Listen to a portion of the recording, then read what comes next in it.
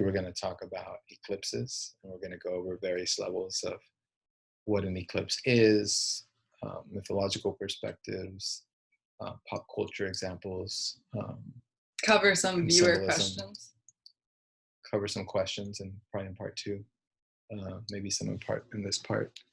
And we're going to start with a little intro. I'm going to just start before we go into what an eclipse is. I'm going to talk a little about the luminaries, known in astrology as the sun and the moon. I just wanted to bring up the sun. How we experience the sun is the giver of life, especially in the sense that the sun gives us life. And the light and the heat of the sun is something that all cultures have respected throughout times. The understanding is that the moon, in contrast, as opposed to the sun, which not only gives us life, but which brightens the world so we can see what is in the world. The moon, in contrast, is almost, it's been talked about times that during a full moon is almost like a freezing kind of coldness. And even being in the moonlight has been documented as being colder than outside of it. Also, there's ideas around the moonlight showing us not anything to be seen necessarily in the outer world, but more in our inner worlds. So thus the moon being something that shows us our inner space. There's interesting ideas in early Colombian culture. There was one of the peoples in the high areas, high mountain areas of Colombia, expressed that they remember a time when the moon wasn't even in the sky. This is very interesting and fascinating. But I just bring up the moon and the sun because this is what an eclipse is related to. Astronomically, eclipses occur when there's either a full or a new moon, but it's a type of double alignment because of where the sun and moon are lining up to the nodes being part of the ecliptic. And so what's cool about eclipses is that it's this double alignment that is happening. So that's what differentiates it from just your typical full or new moon. It's that there's either a conjunction that's happening close to these nodes, which in the case of a solar eclipse, the moon, a new moon, is coming between the earth and the sun, blocking out the sun. In a lunar eclipse, the earth is coming between a full moon and the sun, blocking out the full moon. And so these luminaries were seen in ancient cultures as being eaten or consumed and disappearing. And so for people that didn't have light pollution or urban areas, this was a pretty astonishing thing to witness. And it happens that there's a lot of lore that kind of gets into them as being ominous or sort of Sure. Something fearful, something like portending something that's going to happen to the people, almost like some kind of ritualistic thing. Yes. And so we can cover that, I think, just how different cultures viewed eclipses or honored them. And I think a more modern perspective is that they're powerful, and the effects of eclipses aren't necessarily just in that moment, but what transpires on eclipses can have these kind of long-term collective impact. And it's not uncommon to see things like earthquakes or cataclysmic events happen that affect the global consciousness during, within these windows of eclipses. But Tibetan Buddhists actually state that intentions or prayer during eclipse periods are like 1,000-fold more powerful, and your actions have 1,000-fold more power, whether for good or bad, if we want to use that binary. But yeah, so take that how you will, but we can get into a little about the cultural perspectives you kind of touched a bit on. Did you finish this part? Yeah. When eclipses, yeah, astronomically, but we can kind of go more into the meaning. If you have anything you want to touch on the meaning. I was going to add to that there's some mythological and esoteric ideas from ancient texts suggesting, evoking, and it's almost hidden in a lot of these ancient works, the idea that the moon or the sun being obscured in these eclipses is a obscuration of sometimes perhaps black planets or black stars that are in the kind of space above us. It's kind of very interesting and not talked about idea. I just wanted to mention that for fun. That's the anti-science view, right? Anti-scientism. It's more of like the hidden occult, maybe even an esoteric levels of perception, because there's even an idea that, well, I don't know if it's an idea, but what we know scientifically, or what we say, or what even probably the Dogon knew in terms of like their worship of Sirius, they knew it was a binary star before the science came out on it. And we know that most star systems are binary. So they're two sun-based systems. So there is suggestion in some texts that I've read that we are in a system that has two suns.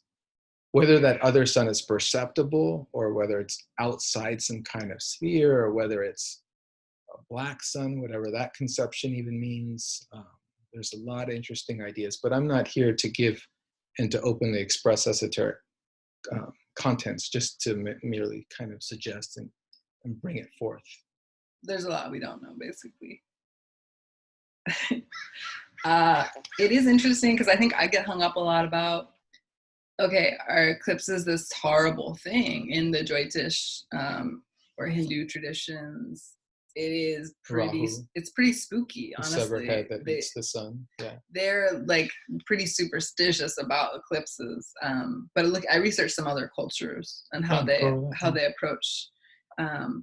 So within at least Native American Cherokee tradition, it is a creature. It's a similar kind of mythology of a creature coming up, consuming the sun. However, they observe it as a solemn day of reverence, and they don't partake, or they didn't partake in viewing an eclipse, like literally going out and watching it happen, but just kind of solemnly observing it kind of more internally. So aka not having a festival. A big party or something. Not having, like, I don't know, a festival in Oregon. Big party with images of it everywhere or something, you know? Yeah, with beer and substances. And then the other thing I read was that I found interesting was in Islam. It's also viewed as a reverence of Allah. So having an eclipse is a day to kind of respect Allah. And it's not seen as a negative or ominous thing, but rather just something to remind and humble and pay reverence to. So I found those perspectives interesting because they're not so doomsday oriented. Yeah. And the Christian tradition, some view it as like a return of Jesus, and then some kind of, it's kind of a mixed bag how Christians view eclipses, but you know, some kind of think relative to different groups. Yeah, it is. Those are just some pieces I remember offhand. Can we go into this? Symbolism. Okay, so the question was what is, how to. We were doing this part. We were doing the perspectives of eclipses. So I'll go into the symbolism. So kind of feeding off what you said, what Molly said was talking about how, in contrast, the eclipse in some cultures wasn't something to really celebrate and have a big party or a big ritual about. And this is very interesting, contrast to our modern culture, where we have symbolic images of eclipses everywhere, as if we're celebrating it. This is very fascinating and something I've observed for a long time. I'm going to put up right now an image of, it's a black metal band from Iceland called Carpe Noctem, and this is one of their album covers. Let me put this up before I can share. Nice. Oh, they can't see it yet. They'll see it in a minute.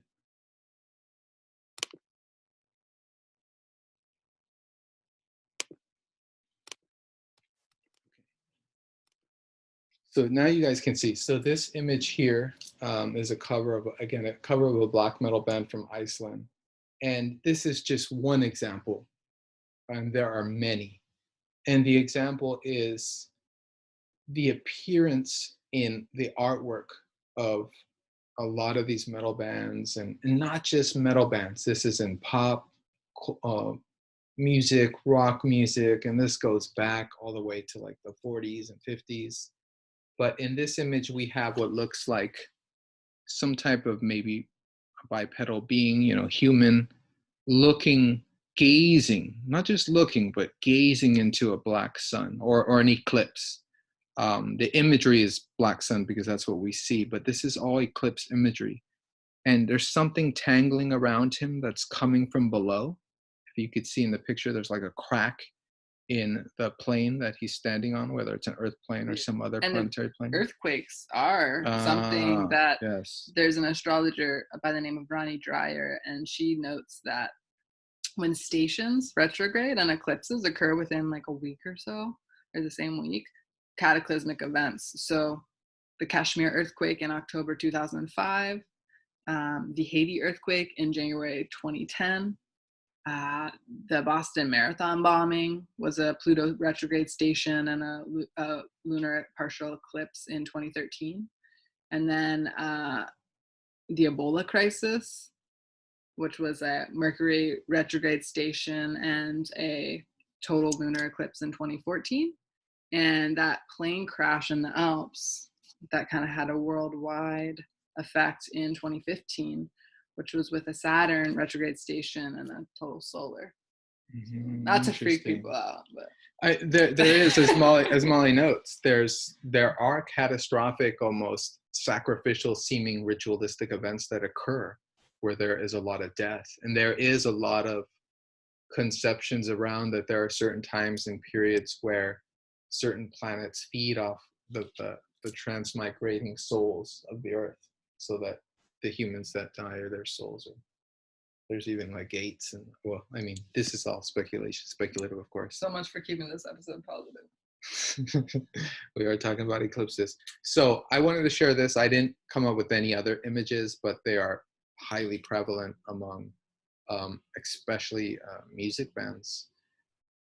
The culture of humanity, in terms of music is often the embodiment of a lot of esoteric ideas that are not explained, and this goes back to, again, the 60s and 50s, especially with psychedelic rock, and up to modern day with black metal, and still even in rock. There was a mention of eclipse in the series Twin Peaks. Right? Oh yeah, getting into like no, Twin Peaks that was went into the 21. Jupiter conjunction, Okay, the Jupiter Saturn conjunction. But there is a anime called Berserk, and it's about a 6-hour anime. They did a remake, kind of more modern version that's on Netflix right now, and it's in 3 parts. In the third part, at about 52 minutes, the last segment's called Eclipse, and in that segment, it's more of a ritual setting where this medieval band of warriors, the leader of that band at the moment of the eclipse is going to sacrifice all his men, all his group, to some type of demonic being so that he can become one of those kind of demonic beings himself. And so he offers his group a sacrifice, and suddenly the sky goes black and they're in another world where all these monsters come out to consume them. I mean, it's kind of a really dark but very sublime artistic expression of what an eclipse could be, I guess, in terms of what we're talking about, in terms of catastrophic kind of incidents, of human souls being. It's a kind of portal, is a lot of the symbolism I've heard around what an eclipse represents, a portal. And that doesn't necessarily mean it has to be a negative or challenging or difficult event, but it is a memorable event that usually coincides. I mean, I have personal positive stories around an eclipse, and in our next part 2, we're actually going to go into eclipse stories and throw some charts up so we can we'll get into that. We'll share stories. We both have stories, and thanks so much for being.